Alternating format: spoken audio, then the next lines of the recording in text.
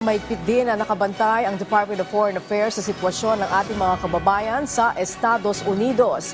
Ito ay sa harap ng pananalasa ng Hurricane Milton, partikular sa Central West Coast ng Florida.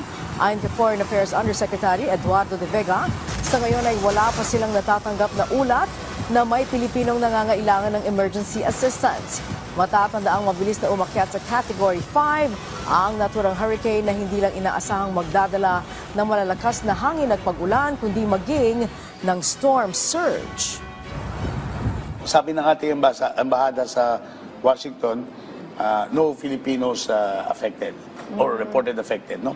So, yan ang isang good news. Kasi yung mga Pilipino naman sa Amerika marunong sumunod sa mga advisory ng local state government. So, buti pa, as of now, wala tayong as of now, as I speak, no, walang reported. Hindi lang sa Florida, di ba? Last week pati North Carolina, iba-ibang mga states in southern USA. According to Ambassador Romualdez, so yung Consul General doon sa Washington, no Filipinos affected.